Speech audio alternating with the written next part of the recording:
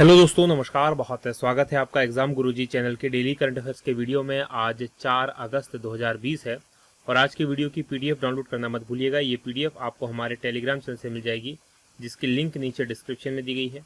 उसके अलावा ये पीडीएफ आपको हमारी एप्लीकेशन पर मिल जाएगी। एप्लीकेशन आप गूगल प्ले स्टोर से डाउनलोड कर सकते हैं एग्जाम गुरुजी सर्च करके।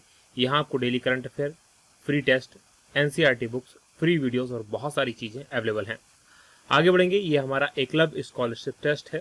ये टेस्ट 15 अगस्त को आयोजित होने वाला है। इसमें आपको फर्स्ट 3 लोगों को एमपीपीएससी मेंस और प्री का कोर्स मिलेगा। इसके अलावा 10 लोगों को एमपीपीएससी प्री एसआई का कोर्स, 87 लोगों को एमपीपीएससी प्री एसआई या दूसरी कोई टेस्ट सीरीज, या इसके अलावा सभी जो पार्टिसिपेट होंगे उनको 100 रुपये का डिस्काउंट आने वाले सभी कोर्सेज में 99 रुपीज़ की रजिस्ट्रेशन फीस है।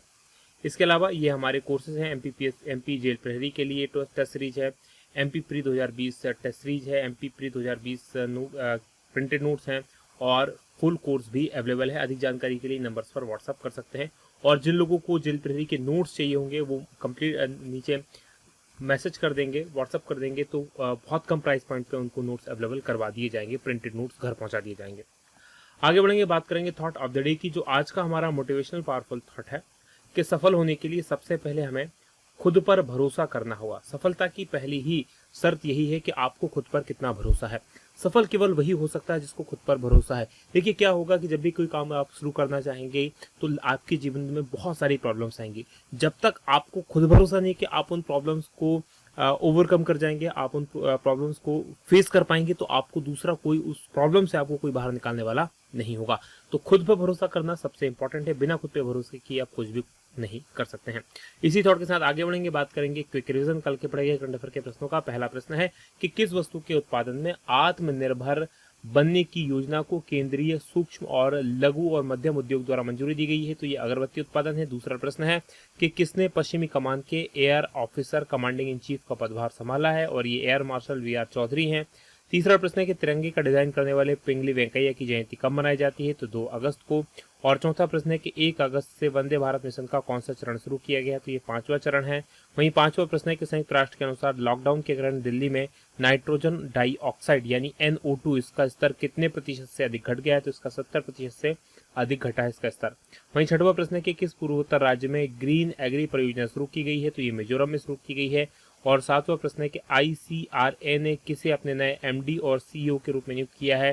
तो ये N शिवरामन है। और 8वां प्रश्न है कि महिला IPL का आयोजन किस देश में करवाए जाने की योजना है? तो इसका आयोजन भी UAE में ही करवाया जाना है।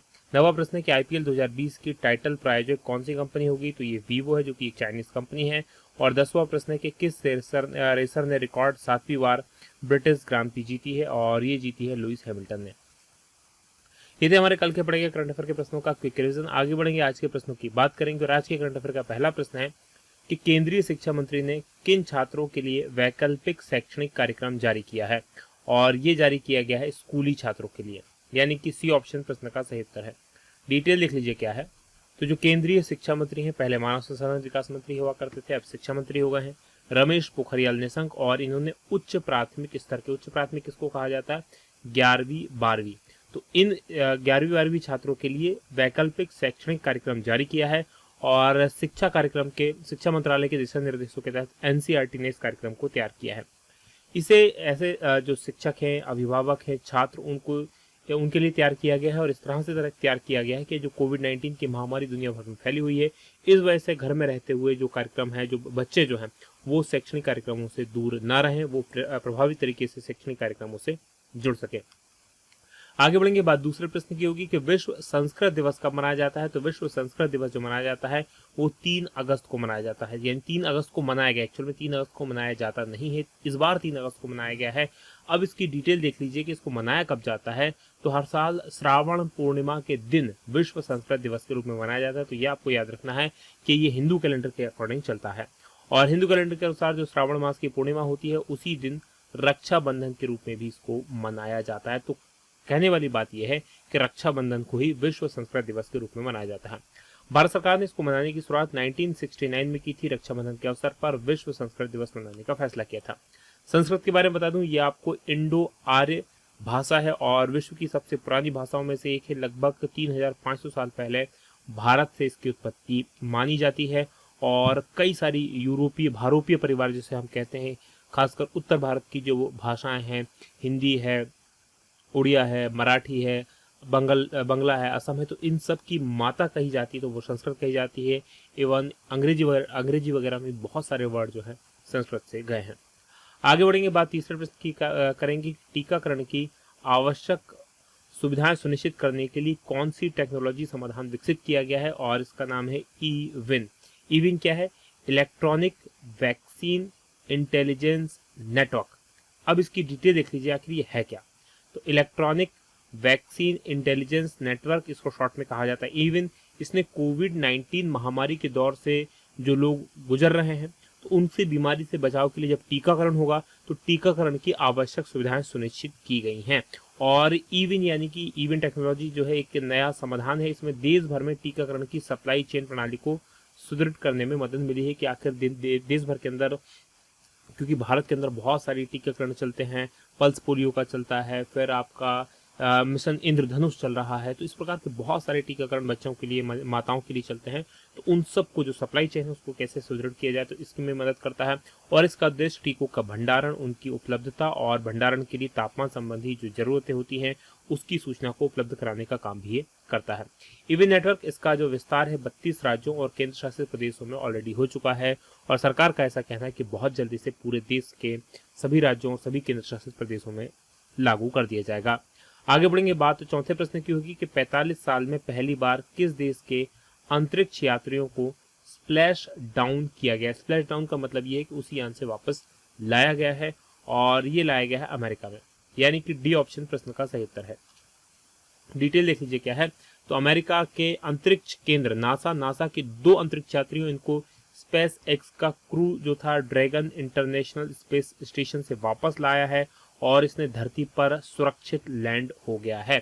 और अमेरिका ने अंतरिक्ष कंपनी है स्पेसएक्स, इसके जरिए नासा के 2 वैज्ञानिकों को, अंतरिक्ष यात्रियों को समुद्र में उतारा है, और ये मैक्सिको की खाड़ी में इनको उतारा गया है। तो ये आप याद रखेंगे कि मैक्सिको की खाड़ी में इनको उतारा गया है। ये कंपनी स्पेसएक्स, इसको आप याद रखिएगा, टेस्ला, स्पेसएक्स, सोलर सिटी, इस प्रकार की कई सारी कंपनियां हैं जो भविष्य की प्रौद्योगिकी के लिए काम कर रही हैं, और इसके जो सीईओ हैं, प्रमुख हैं, वो एलन मस्क हैं। और 45 साल में ऐसा पहली बार हुआ जब अमेरिकी अंतरिक्ष यात्रियों ने स्प्लैश डाउन किया है। और ये टेस्ट पायलट डग हर्ले और बॉब बैंकेन जो थे वो अंतर्राष्ट्रीय अंतरिक्ष स्टेशन यानी कि ISS गए थे, और ड्रैगन कैप्सूल को लेकर मैक्सिको की खाड़ी में उतरे हैं। और इसके बाद जो स्पेस एक्स की योजना है वो यात्रियों को अंतरिक्ष में ले जाने की है। अंतरिक्ष यात्रियों को मतलब पर्यटन के उद्देश्य से अंतरिक्ष में ले जाने की योजना है। और जो स्पेस एक्स है उसका तो मिशन ही है मंगल को रहने योग्य बनाना या मंगल को कॉलोनाइज्ड करना। आगे बढ़ेंगे, बात करेंगे संयुक्त राज्य अमेरिका की। तो इसकी राजधानी वाशिंगटन DC है। राष्ट्रपति डोनाल्ड ट्रंप और मुद्रा है कि अमेरिकी डॉलर है। अमेरिका आप इतनी बार जा चुके हैं कि आज मैं आपको अमेरिका नहीं लेकर जाऊंगा। आगे बढ़ेंगे, बात 5वें प्रश्न की होगी कि कहाँ उगने वाली केसर के लिए GI पंजीकरण प्रमाण पत्र जारी किया गया है, और ये जारी किया गया है कश्मीर घाटी में उगने वाली केसर के लिए, यानी कि ए ऑप्शन प्रश्न का सही उत्तर है। डिटेल देख लीजिए क्या है। तो केंद्र सरकार ने कश्मीर घाटी में उगने वाली केसर, इसके लिए GI यानी कि जियोग्राफिकल इंडिकेशन पंजीयन प्रमाण पत्र जारी किया है। और ये केंद्र शासित प्रदेश जम्मू कश्मीर के पुलवामा जिले में पंपोर इलाका है, वहां पर उगाई जाने वाली जो केसर है उसको बेहतरीन किस्म माना जाता है केसर की।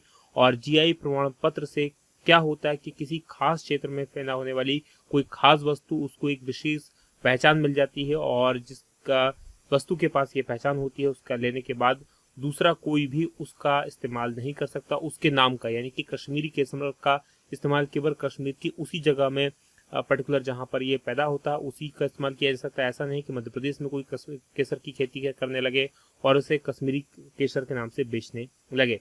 और बात करते हैं जम्मू कश्मीर की, तो यहाँ की राजधानी जो है वो श्रीनगर है। राज्यपाल गिरीश चंद्र मुर्मू हैं। बात 6वें प्रश्न की करेंगे कि जनधन योजना के तहत देश में अब तक कितने बैंक खाते खोले गए हैं।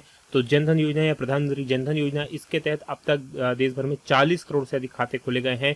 यहाँ पर बी ऑप्शन सही होगा, डी पर ऑप्शन गलत लगा हुआ है, बी ऑप्शन सही है। डिटेल देख लीजिए क्या है। तो जो वित्तीय समावेशन से जुड़ी भारत सरकार की एक योजना है प्रधानमंत्री जनधन योजना, इसके तहत 40 करोड़ से अधिक बैंक खाते खोले गए हैं।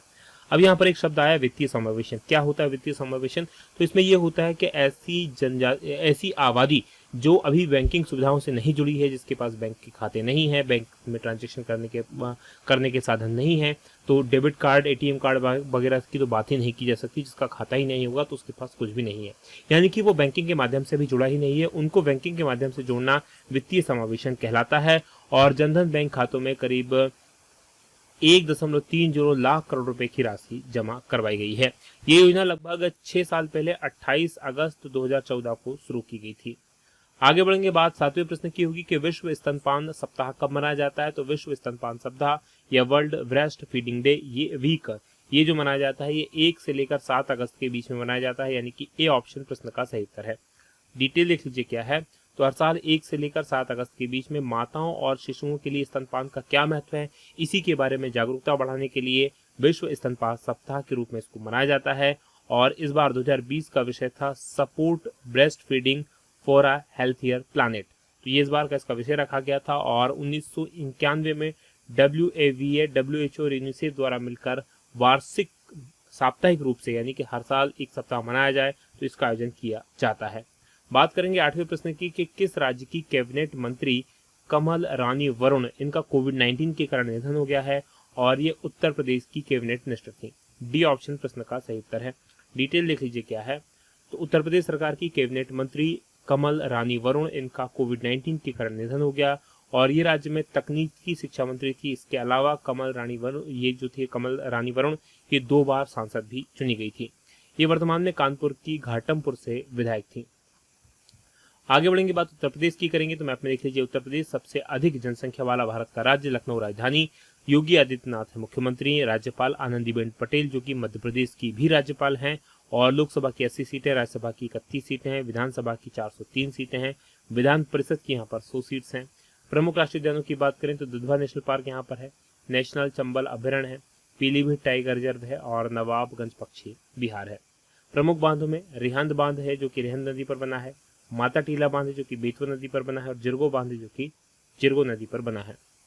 आगे बढ़ेंगे, बात 90 प्रश्न की होगी कि MSME यानी कि जो सूक्ष्म और लघु मध्यम उद्योग होते हैं उनके उद्यमियों के लिए कौन सा पोर्टल सरकार के द्वारा लॉन्च किया गया है? इस पोर्टल का नाम है MSME सक्षम, यानी कि सक्षम पोर्टल कुल मिलाकर कहा जाए। बी ऑप्शन प्रश्न का सही उत्तर है। डिटेल देख लीजिए क्या है। तो हाल ही में MSME उद्यमियों के लिए MSME सक्षम नाम से एक पोर्टल लॉन्च किया गया है और इसे लघु उद्योग विकास बैंक यानी कि सिडबी और TransUnion CIBIL credit information bureau India limited या ट्रांस यूनियन सिविल लिमिटेड इसके सहयोग से इसको लॉन्च किया गया है। और ये MSME के लिए व्यापक वित्तीय शिक्षा यानी वित्त की शिक्षा उनको कि उनको मार्केट से पैसा कैसे मिलेगा, कौन कौन से पैसे लेते समय मार्केट में आपको ध्यान देनी चाहिए बातें, कौन कौन सी चीज़ें हैं जिनको आपको कागज तैयार करना चाहिए, तो इसका ज्ञान और वित्त के सहज और त्वरित पहुंच प्राप्त करने के लिए MSME का मार्गदर्शन भी करेगा, यानी उनको पैसे की आवश्यकता है तो कैसे मार्केट से वो पैसा ले सकते हैं, इनके बारे में वो जानकारी देगा। बात करेंगे 10वें प्रश्न की कि किस देश में शुरू होने वाली टूर डी फ्रांस 2022 तक के लिए स्थगित कर दी गई है? ये एक साइकिल रेस प्रतियोगिता है और इसका शुरुआत हुई थी डेनमार्क से, यानी कि ए ऑप्शन प्रश्न का सही उत्तर है। डिटेल देख लीजिए क्या है। तो डेनमार्क में टूर डी फ्रांस की शुरुआत को 1 वर्ष आगे बढ़ाकर 2022 कर दिया गया है। याद रखिएगा इसका नाम जैसे कि आपको पता चल रहा है फ्रांस, तो ये फ्रांस में ही आयोजित होती थी, लेकिन इस बार इसको जो है डेनमार्क में भी शुरू किया जाना था। और अब इसका आयोजन 1 से लेकर 3 जुलाई 2022 के बीच में होना है। और टूर डी फ्रांस जो है विश्व की सबसे लोकप्रिय और सबसे प्रतिष्ठित साइकिल प्रतियोगिता है जो प्रतिवर्ष जुलाई के माह में इसका आयोजन होता था। बात करेंगे डेनमार्क की, जहां पर इसका आयोजन शुरू होना है, तो इसकी राजधानी कोपनहेगन है, प्रधानमंत्री मैट फ्रेडरिक्सन है और मुद्रा है कि डेनिस क्रोन है। चलिए मैप में मैं आपको अब डेनमार्क लिए चलता हूं। जैसा कि आप स्क्रीन पर देख पा रहे हैं, हमारा भारत है और हमारे भारत से अगर आपको जाना है डेनमार्क तो मूव करना पड़ेगा आपको पश्चिम में, और पश्चिम में या उत्तर पश्चिम में जाएंगे तो ये आपको दिखाई दे रहा है यूरोप, और यूरोप में ये जो देश आपको दिखाई दे रहा है ये डेनमार्क है। यहाँ पर आप देख पाएंगे डेनमार्क की सीमा जो लगी हुई है किन किन देशों के साथ में लगी हुई है, तो इसकी सीमा 2 देशों के साथ में आपको देखने को मिलेगी। नीचे तो देखेंगे जर्मनी के साथ में इसकी सीमा लगी हुई है, और ऊपर देखेंगे हालांकि सीमा ऊपर वाले देश स्वीडन के साथ में नहीं लगती, दोनों के बीच में समुद्र है, लेकिन स्वीडन के साथ ये जुड़ा हुआ है और इस तरफ नॉर्वे है। जबकि इस तरफ देखेंगे तो ये नॉर्थ सी है और इस तरफ देखेंगे तो बाल्टिक सागर है। आगे बढ़ेंगे, बात करेंगे अगले प्रश्न की। ये था आज का हमारा पूरा करंट अफेयर का वीडियो। बात करेंगे कल के सवाल की। कल मैंने आपसे प्रश्न पूछा था कि किन्हें मध्य प्रदेश की राज्यपाल के रूप में नियुक्त किया गया है, और ये नियुक्त की गई है आनंदीबेन पटेल, यानी कि सी ऑप्शन इस प्रश्न का सही उत्तर है। आप में से बहुत सारे लोगों ने इस प्रश्न का सही उत्तर दिया, और जिन्होंने सही उत्तर दिया उनको बधाई, जिन्होंने नहीं दिया वो थोड़ा सा और मेहनत करें, सही उत्तर देने की कोशिश करें। और ये आज का हमारा सवाल है कि नई शिक्षा नीति में मानव संसाधन विकास मंत्रालय का नाम बदलकर कौन सा मंत्रालय कर दिया है। बहुत सिंपल सा प्रश्न है, इसके बारे में बहुत कुछ आप जानते हैं तो कमेंट करके जरूर बताइएगा। ये वीडियो कैसा लगा ये भी बताना मत भूलिएगा। आज की बात करेंगे यही समाप्त। आप लोगों का बहुत बहुत धन्यवाद। जय हिंद, जय भारत।